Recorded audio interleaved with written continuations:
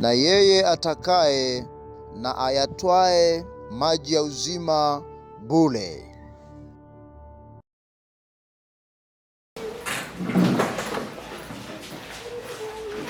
Bwana Yesu asifiwe. Amen. Nafikiri bado kuna vipindi viwili.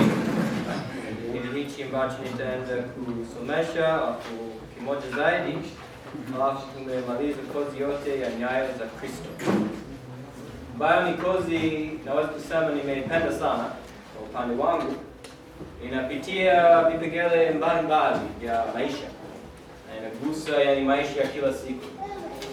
Kwa hiyo ni kozi ambayo pia tunaweza kuitumia au fahamu hata katika maisha yetu ya kila siku. Kwa hiyo sasa hivi tunachotaka kusoma ni Kristo na madeni. Nafikiri madeni tunayafahamu, na kawaida deni, ukiwa na deni, kuna deni mbalimbali. Wanasema hadi ni deni, ndio wanazungumzia, kuna deni mbalimbali. Kuna deni ya dhambi, lakini tunazungumza hasa kuhusu deni au madeni ya pesa, ya kiuchumi zaidi, ambacho tunataka kuzungumzia hapo. Nafikiri ni mstari ambao tayari tumewahi kuiona katika masomo ambayo tulikuwa nayo, lakini tuisome tena hapo. Warumi 13:7-8 inasema, wapeni wote haki zao, mtu wa kodi, mtu wa ushuru, astahilie hofu, astahilie heshima. Msiwiwe na mtu chochote isipokuwa kupendana, kwa maana ampendaye mwenzake ameitimiza sheria. Kwa hiyo hapa neno la Mungu linatufundisha kuhusu vile kudaiwa na mtu mwingine. Sasa msiwiwe na mtu chochote isipokuwa kupendana. Sasa basi, kama ni hivyo, tunalifanyeje? Kama tuna changamoto za kimaisha, halafu tunataka kukopa hela, tunataka anza biashara fulani, labda kwa kukopa pia. Kuna hali mbalimbali ambazo zinaweza zikapelekea kwamba unaweza ukaingia kwenye madeni. Inasema hapa katika kitabu chetu, kuna watu ambao wanasema Kristo hatakiwi kukopa fedha kamwe, lakini pia kuna Wakristo wanaishi kwa madeni. Je, tujuaje Mungu anachosema kuhusu madeni? Nafikiri tukisoma katika Biblia tunaweza kujifunza, na hapa ni moja ambayo tulisoma sasa hivi. Nafikiri tunaposema kwamba hapo tusidaiwi, kwamba mtu asiseme kwamba huyo ananidai au hajalipa kitu fulani. Unaweza kukopa hela, una makubaliano ya kwamba nitalipa siku fulani. Katika hali kama hiyo haileti shida sana. Kama utalipa kwa wakati, nafikiri bado unaweza ukaishi kulingana na mstari huu, kwa sababu ile siku ambayo umeahidi au siku ile ambayo umefanya makubaliano bado haijafika. Kwa maana hiyo bado unaweza ukahesabika kwamba hakuna mtu anayekudai kusema kwamba hajanilipa. Hapana, bado uko huru kwa sababu umekopa, sawa, lakini unatembea na makubaliano kwamba yanakuruhusu. Nafikiri kwa kutumia mstari huu hatuwezi kusema kwamba tusikope hela au tusikope kitu kingine kamwe. Badala yake nafikiri inaruhusu, lakini katika kufanya hivyo tukumbuke na tuwe na tahadhari. Kwa sababu gani? kuna hatari kwenye kukopa. Kuna mambo mbalimbali ambayo yanaweza yakafanyika na ambayo yanaweza yakaja yanakuja kukutesa katika maisha yako. Kwa hiyo kuna vipengele kama vitatu hapo ambavyo mwandishi ameorodhesha. Ya kwanza anasema kama unadaiwa lipa. Kama unadaiwa lipa, yani maana yake kama nilivyosema tayari, unaweza kwamba mtu fulani amekuazima kitu fulani, lakini kwa vile makubaliano bado hayajafika kwamba tarehe fulani, bado hajakudai, hajakusema kwamba hujanilipa. Lakini itakuja siku, labda kama siku ya leo ndio itakiwa ulipe. Kama hujalipa basi unadaiwa. Kwa hiyo inatakiwa sisi watu wa Mungu tuwe waaminifu katika kulipa deni zetu. Amina. Yani hatuwezi kuanza kusema kwamba huyu ni tajiri, kwa hiyo mimi maskini, basi nisimrejeshe pesa zake. Hapana. Kama watu ambao tunamcha Mungu, lazima tunadaiwa, tunalipa. Tunafanya juu chini, tunafanya vyovyote vile ili tuweze kufanya nini? Kurejesha pesa zile. Kwa hiyo hii ni ya kwanza, na nafikiri tuwe makini sana kabla hatujaingia kwenye mikopo, kwa sababu unapoingia kwenye mikopo kuna hatari kwamba itakuja hiyo siku ambayo unadaiwa na pesa huna. Kwa hiyo tuwe makini sana. Ndio maana tunasoma kipengele cha pili, kinasema kama umekopa wajibika. Yani utambue kwamba nilichofanya, nimeingia kwenye makubaliano fulani, nimeingia kwenye hali fulani na nimekubali kuingia, basi wajibika. Tunaona kwamba katika waraka wa pili wa Wafalme 6:1-7 pale, hatutaisoma kwa ajili ya muda, tunajua habari zile kwamba kuna mtumishi pale alikuwa anakata miti na lile shoka limeingia kwenye maji, ndio? Na alikuwa ni shoka ambalo ameliazima. Na huyu bwana hakusema basi ilikuwa sio langu na bahati mbaya imepotea, basi huyu bwana chakula leo atalia tu. Hakusema hivyo, bali aliwajibika, alianza kulia, alianza kuhangaika, si ndivyo? Na Mungu alimsaidia kwamba kile chuma elewa juu ya maji, si ndio? Kwa hiyo aliweza kurejesha mtu kitu chake. Hata na mimi naweza kuzungumza, sio pesa tu ambazo labda tukiazima kitu, jembe, tukiazima kitu chochote kile, tuwajibike. Tunapokirejesha kile kitu, kisiwe kwamba kimeharibika au kisiwe kwamba tumekipoteza. Na halafu pia nimeona baadhi wakati mwingine mtu anazima kitu halafu harejeshi mpaka huyu mwenyewe anaanza kumkumbusha kitu yani vipi hujamaliza, sio nzuri. Umeazima kitu, basi uwajibike. Unafahamu kwamba hicho sio changu, kitunze vizuri, unakitumia kwa muda uliokubaliana, unarejesha. Usimsumbue yule ambaye alikopesha. Usimsumbue kwamba huyu aliyekuazima hicho kitu kwamba lazima akutafute, lazima akusumbue. Hapana, uwajibike mwenyewe. Hata na mimi nimewahi kumwazima mtu. Nina mifano miwili. Mfano mmoja, nilimwazima mtu baiskeli na alitumia baiskeli, alikuja nayo, nafikiri amechelewa kurejesha, lakini angalau amerejesha. Lakini aliporudi alisema, unajua nimeingia kwenye changamoto, tulikuwa na bodaboda sijui nini. Alielezea kwamba alipata kama ajali fulani hivi, ilikuwa spoki moja ilikuwa imeharibika pamoja na breki nayo. Kwa hiyo nani alifanya matengenezo? Ilibidi mimi kwamba bado nilikuwa nataka kuitumia baiskeli, lakini imerejeshwa katika hali mbaya. Kwa huyo alichokifanya sio kizuri. Kuna mtu mwingine aliazima bero. Nafikiri nafahamu nikizungumza bero, ile ya kama troli au nini? Troli.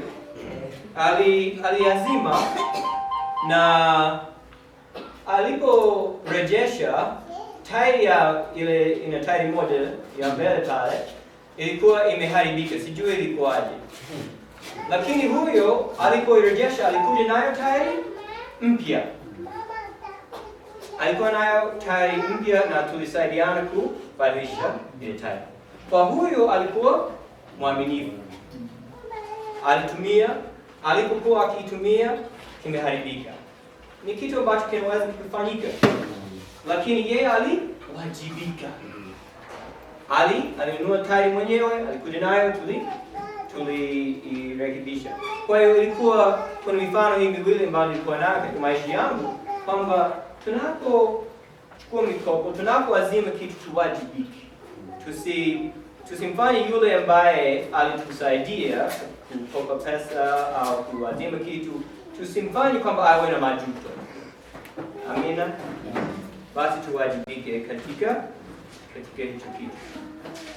Halafu pointi ya 3 au kipengele cha 3 ambacho kipo hapo inasema ukikopa fedha unakuwa mtumwa kwa akopeshaye. Nafikiri imeandikwa hapa katika vitabu vyetu, inasema naye akopaye ni mtumwa wa akopeshaye, ni mtumwa wake akopeshaye. Mithali 22:7. Na hili jambo ambalo ni kweli. Neno Mungu linatufundisha hilo, kwa bila shaka ni kweli. Lakini hata ukilinganisha na maisha yetu ambayo tumezoea, tunaiona kwamba ndicho, yani kitu ambacho kipo. Tunasikia wakati mwingine hakuna msaada usio na malengo. Kwamba unajua hasa katika nchi za Afrika kuna nchi za nje ambao zinakuwa kukopesha ndio. Kwa hiyo kama nchi yetu inachukua hela nyingi za nje, tunaanza kujiuliza hawa ambao wanatupa hela wanataka nini? Bila shaka sisi tunakuwa kwa namna fulani ama nyingine tunaanza kuwa ni nani? Watumwa wa hawa. Kwa hiyo ni jambo ambalo linafanyika hata nafikiri kuna nchi ya Sri Lanka ambao waliingia katika matatizo ya kiuchumi mpaka walikubali kwamba bandari yao kwamba iweze yani ili waliachia mamlaka yao ile ya serikali kwamba iende kwa muda kwa nchi ya nje, kwa sababu ya pesa zile walizochukua walishindwa kulipa, walibidi bandari yao inamilikiwa na wengine, sasa kampuni nyingine ya nje. Kwa hiyo ni mambo kama hayo tunayoona. Ni kweli hata na sisi wa Kristo, ndio maana tuwe makini sana tunapofikiria jambo la kuchukua mkopo. Kwamba je, niko tayari kuwa mtumwa wa huyo? Je, niko tayari kuwa mtumwa mimi? Ndio maana nafikiri kwa sehemu kubwa ya maisha na kadri inavyowezekana tujaribu kukabilia kuchukua mikopo. Kwa sababu tukiingia kwenye mikopo kuna hatari fulani. Ndio maana Biblia tufundisha kwamba tukiwa na mavazi, tukiwa na chakula, tukiwa na vitu hivyo tu riziki. Ndivyo? Yani au kwa msemo mwingine wanasema jikune jipatapo. Ndivyo? Yani kwamba usilazimishe maisha ambayo sio. Nafikiri hata sisi sote tumeshuhudia na hali hii ipo kwamba kuna vijana wengine ambao wanataka kuonyesha hali ambao sio hali yao. kwenye WhatsApp, kwenye status, wapi, wanaweza wakapost siku hiyo wako na gari. Yani kumbe wameazima, kumbe wako na gari ya mtu, lakini wanataka waonekane kwamba wameendesha gari siku hiyo, wana gari siku hiyo. Tusio watu ambao tunajaribu kuishi maisha ambayo sio uwezo wetu. Tukianza kutamani yani kwamba fulani ana simu kubwa, fulani ana nani, halafu unaangalia pesa huna, usianze kukopa hela kwa ajili ya mambo kama haya. Nafikiri kukopa hela ni kama inakuwa ni kama ni lazima. Kama labda kuna hali fulani, labda unaumwa au sijui mambo yamekuwa mabaya, hujaweza kukwepa, unaweza kufanya. Au kama biashara unaona kabisa kwamba kulingana na mtaji wangu, kulingana na vitu ninavyofanya, nina uhakika kwamba hata vitu visipoenda vizuri na nauza tu vitu hivi, tunarejesha. Kwamba una uhakika fulani kwamba hicho kitu hakiwezi kunitega. Lakini kuanza kukopa hela kwa ajili ya kuishi maisha ya kifahari fulani, ya kuishi maisha ambayo ya utajiri, tusifanye hicho. Tutaingia kwenye mitego. Tutakuwa ni mtumwa wa ukopeshaji. Kuna kipengele cha 4 inasema usiweke rehani au kudhamini mkopo. Na kuna mstari hapa katika Mithali, ni hapa kwenye vitabu vyetu. Labda tumpate moja asome, tutendeza. Pata moja asome tu Mithali 22:26. Namba moja asome hapo.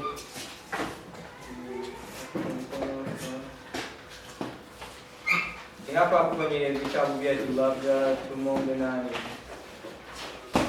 Kaka January. Soma ile mstari wa 22 mstari wa 26. Kabla hapo Biblia inasema usiwe mmoja wao wawekao rehani au waliowadhamini kwa deni za watu. Asante. Na hii pia tunapaswa kuzingatia. Sio wewe unayekopa, lakini unapaswi kukubali kuwa dhamini kwa ajili ya mtu mwingine kwa mkopo wake. Inaweza ikarudi kwako na ikawa tatizo. Najua katika mradi wetu wa SALT, sijui maeneo mengine, lakini kuna baadhi ya changamoto ambazo zilikuwa huko Zanzibar, kwamba kuna mtu ambaye anakubali jina lake lisomwe kwamba huyu ndiye anayekopa, lakini kumbe siye aliyekopa. Hii ni hatari. Na halafu mwisho wa siku mkopo haujarejeshwa. Na wanaanza kumtazamia, sio wewe ndio uliyekopa. Hapana, mimi sijakopa, yani aliyekopa ni fulani. Kwa nini basi mmekubali kwamba wewe uandikwe? Unaona? Tusikubali hali kama hiyo kwamba wewe uandikwe kwamba wewe ndiye ambaye ataisimamia kama hujawa tena. Yani nafikiri ni jambo simple tu ambayo inatakiwa tuelewe kwamba tuwe makini katika mambo hayo.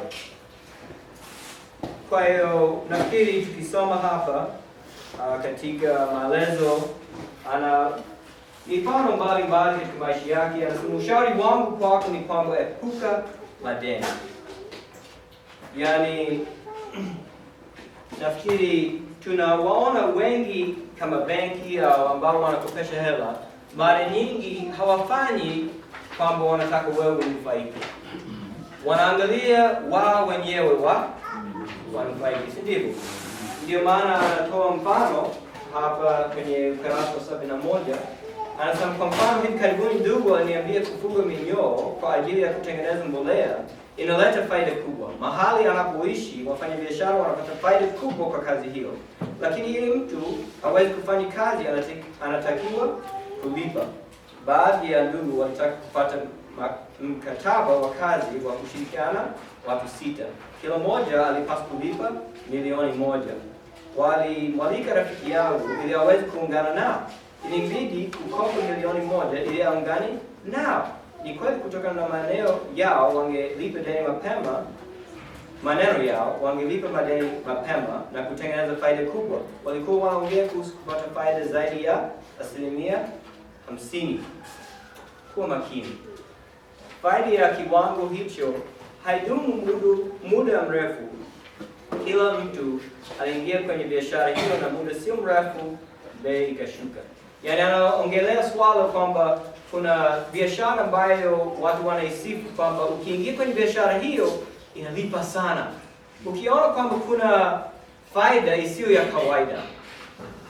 Ukiona kwamba na pia kule Zanzibar walikuwa wapo ambao sema ukiwekeza pesa na sisi tunalipa asilimia, sijui ilikuwa ngapi, asilimia kubwa wanalipa, kama ilikuwa asilimia 50, sijui, asilimia kubwa sana, ambao tunajua ukiweka pesa benki, ukipata ada yoyote au ukipata riba yoyote vile inakuwa labda asilimia 10 au sio sana.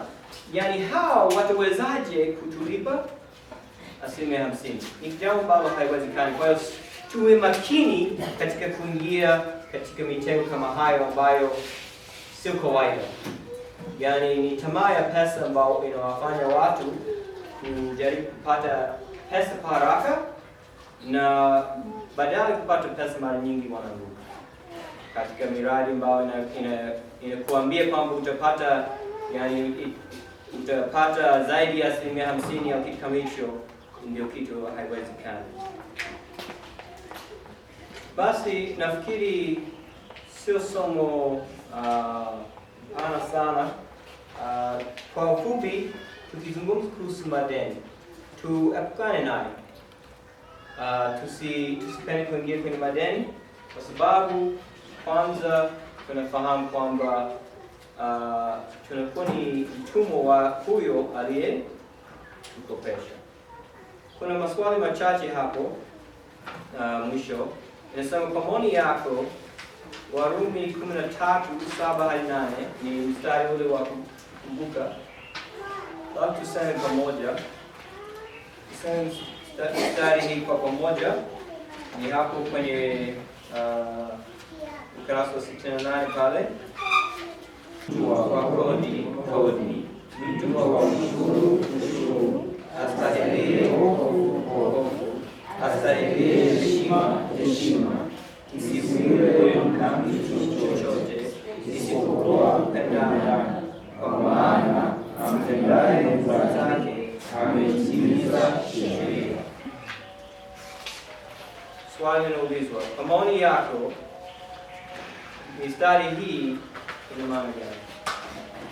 Kuna mtu anaweza kukwambia? Hasa kuhusu madeni, kwamba tusidaiwe, tusiduiwe na mtu yeyote. Ni mchango, ina maana gani kwetu?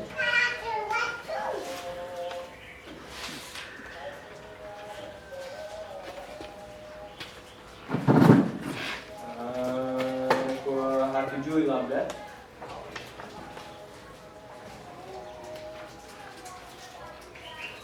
Lakini ina maana kwamba tusidaiwe na mtu, kama kadri ikiwezekana, kwamba tunapokuwa na deni tulipe. Kwamba kudaiwa kwetu iwe ni kupendana tu, kwamba huyu ananidai upendo hivyo basi, lakini tusidaiwe kitu kingine. Sawa? Ndio maana yake. Ya pili, kwa maneno yako, eleza ni kwa jinsi gani mkopaji huwa mtumwa wa mkopeshaji. Kuna mfano, kuna mtu ambaye anakumbuka jambo fulani kuhusiana na hilo, kwamba maneno yako, eleza ni jinsi gani mkopaji huwa mtumwa wa mkopeshaji. January? Bwana Yesu asifiwe. Amen. Labda mfano ni kwamba mtu ambaye amekopa na hili lilitokea,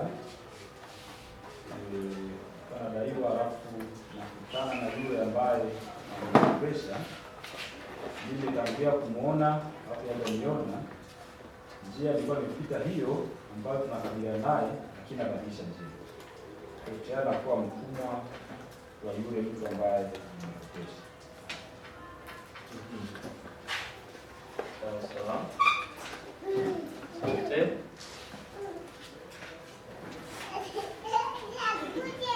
Guru. Nafikiri ni jambo ambalo hatujaliongea. Mwandishi hapo ametoa kama ushauri kwenye sehemu ya mwisho pale kwenye ukurasa 71. Anasema kama unataka kukopa kwa ajili ya mradi wa uhakika, unapaswa kufanya kazi na upate angalau nusu ya fedha ya mradi, na nusu iliyobaki unaweza kukopa. Baadhi ya wakopeshaji wanawaamini watu wanaweza kuweka akiba. Mwingine anaweza kusema mtu huyu ataweza kulipa deni kwa sababu ameonyesha tabia ya kuweka akiba. Na endapo biashara haitafanikiwa kama baadhi ya biashara zinazofanya, utatakiwa kulipa kiasi. Kwa hiyo hapa anashauri kwamba ukitaka kufanya biashara fulani, uwe angalau nusu uwe nayo.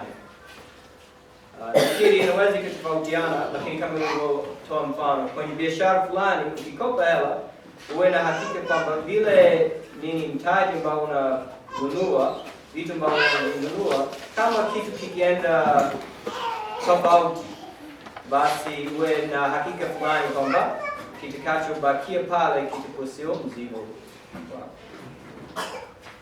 Sawa, basi naomba tuishie hapo. Tusome maombi ambayo yako hapo mwisho. Tusimame, tuombe pamoja mambo haya tuweze kuishi ndani ya uwezo wetu. Tuombe pamoja. Baba yangu, leo ninataka nikusifu kwa mahali uliponiweka. Ninaomba unipe hekima nisimamie kama unataka, hasa juu ya kuwakopesha. Ninahitaji msaada wako niweze kujua namna ya kusimamia mali zako. Ninahitaji unipatie moyo wa kuridhika ili nisiwe na tamaa ya kujiza. Nisaidie nifanye kazi kwa uwezo wangu na kuridhika. Niepushe na mambo yasiyofaa. Niepushe na maneno ambayo yatanifanya nisiteseke kuwa mtumwa. Nisaidie nisipate chochote na mtu zaidi ya upendo. Asante Baba. Amen.